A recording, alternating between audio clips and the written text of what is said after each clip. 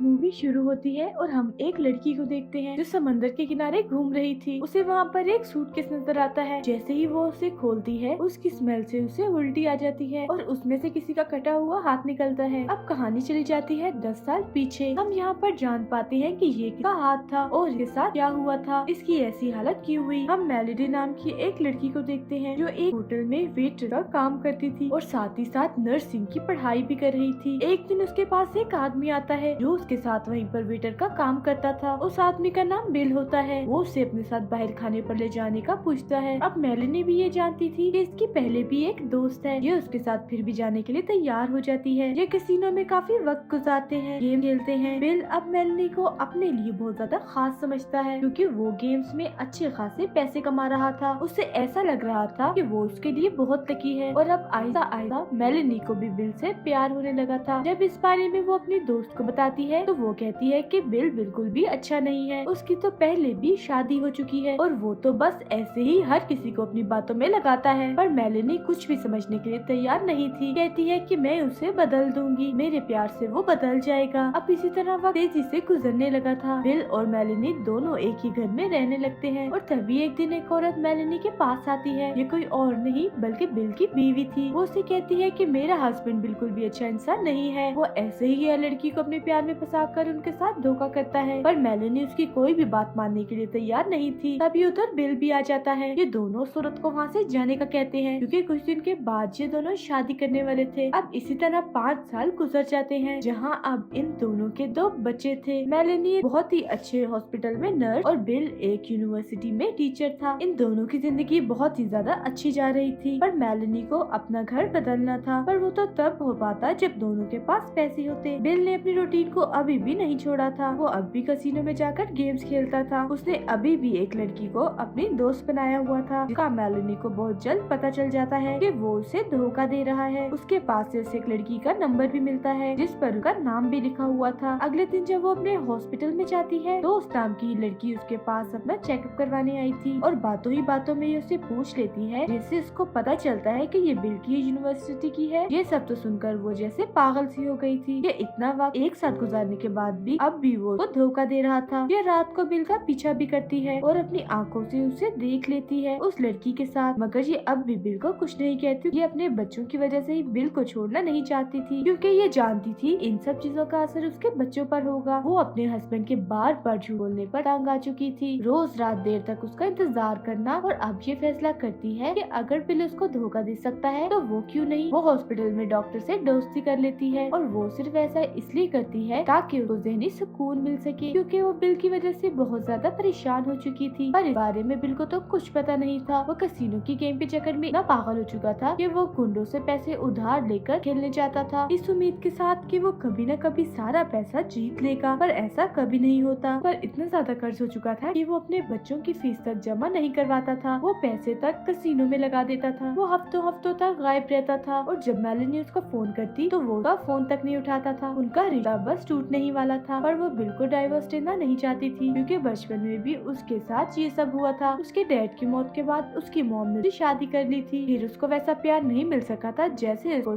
सगे डैड से मिलता और यही सब वो अपने बच्चों के साथ होने देना नहीं चाहती थी। अब इसी तरह देखते देखते 4 साल और गुजर जाते हैं। उनको उनका दूसरा घर भी अब मिलने वाला था और ऐसा कैसे हो पाता। इसके लिए तो इन्हें पैसे चाहिए थे और बिल के पास कोई भी पैसा नहीं था। वो अपनी अय्याशी की जिंदगी में मगन था। एक दिन मेलोडी उस लड़की का मैसेज पढ़ लेती है जो बिल की दोस्त थी, जो उसके साथ उसकी यूनिवर्सिटी में भी थी। वो अपने पास बुला रही थी। जब ये उसका पीछा करती है तो बिल उस लड़की को लेकर जाने ही वाला था। पर ये पार्किंग एरिया से गाड़ी को दूसरी साइड पर खड़ा कर देती है क्योंकि गाड़ी की दूसरी चाबी मेलोडी के पास थी। अब जब बिल घर आता है तो वो बहुत गुस्सा आता है क्योंकि वह जानता था कि ये काम मेलोडी ने किया है। वो उस पर चिल्लाता है, वो मारने भी वाला था पर ऐसा नहीं करता। मेलोडी उसके ऐसे रवैये से बहुत ज्यादा तंग आ चुकी थी। अब एक दिन जिस हॉस्पिटल में वो काम करती थी वहाँ से डॉक्टर के पेपर चुराती है जिस पर उनके साइन थे और उनकी नकल करने लगती है। अब ऐसा क्यों था और क्या चल रहा था उसके दिमाग में कोई भी नहीं जानता था। अब वो एक रात बहुत प्यारी तैयार होती है अपने नए घर की खुशी में बिल के साथ बहुत अच्छा वक्त गुजारती है इस उम्मीद के साथ कि उनकी जिंदगी बदलने वाली है। पर ऐसा कुछ नहीं होता। अब कहानी को हमें वहीं से दिखाया जाता है जहाँ से वो शुरू हुई थी। वो सूटकेस जो उस लड़की को मिला था जब वो पुलिस को बुलाती है तो यहाँ पे पता चलता है कि इससे पहले भी पुलिस को ऐसे ही 2 सूटकेस मिले थे जिनमें एक एक इंसान के अलग अलग जिस्म के हिस्से मौजूद थे। अब आखिरी सूटकेस में बिल का जब मिलता है तो पुलिस को पता चल जाता है कि ये बिल की लाश थी। जी हाँ, उस सूटकेस में बिल की लाश थी, वो मर चुका। पुलिस अब मेलेनी के पास जाती है जो अपने मॉम डैड के घर रह रही थी। जब इसको पता चलता है कि बिल मर चुका है और वो भी इतने बुरे तरीके से इन्हें मार दिया तो वो तो जैसे पागल सी हो जाती है। अब जब पुलिस इस केस की छानबीन करती है जिसके बाद कुछ अलग बातें सामने आती हैं। कुछ वक्त पहले इनकी जिंदगी में क्या हुआ था, मेलेनी पुलिस को बताती है, कहती है कि हम लोग नया घर लेने वाले थे जिस पर बिल बिल्कुल भी खुश नहीं था। हम दोनों में झगड़ा भी हुआ, उसने मुझ पर हाथ भी उठाया, जिसके बाद अपना सामान पैक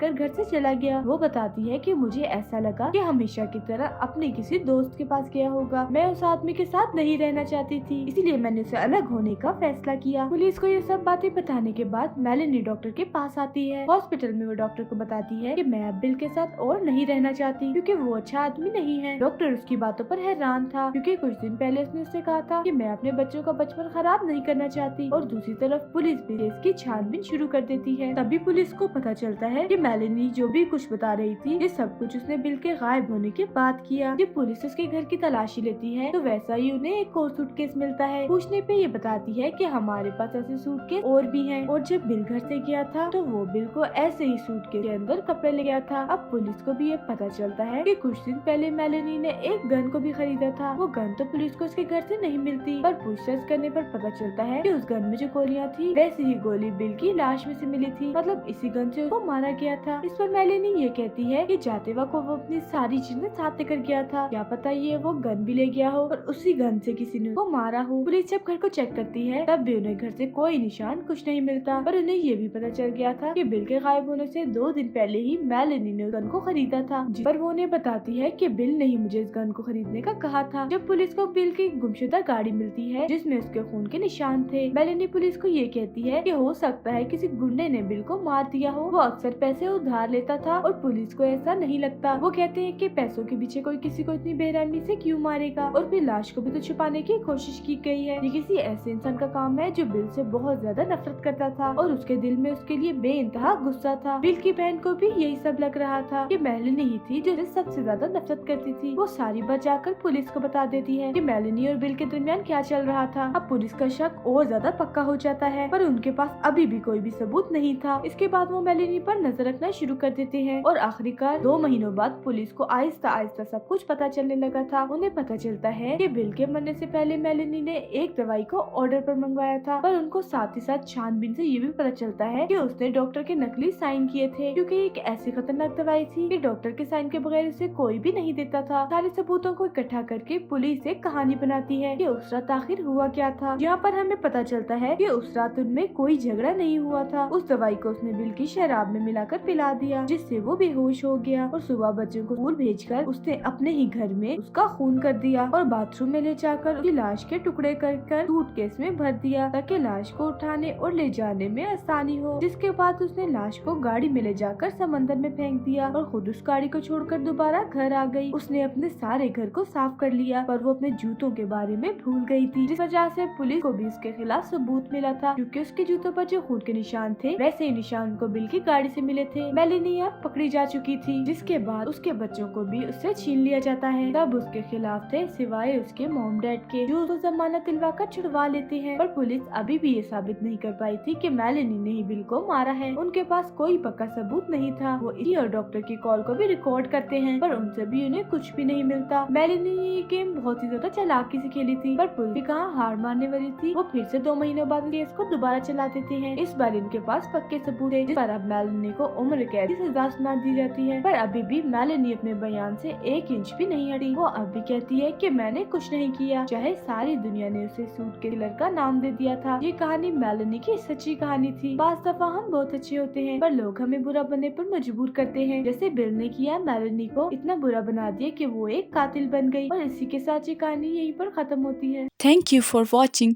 मूवी अच्छी लगी हो तो लाइक, शेयर और चैनल को सब्सक्राइब जरूर कीजिएगा।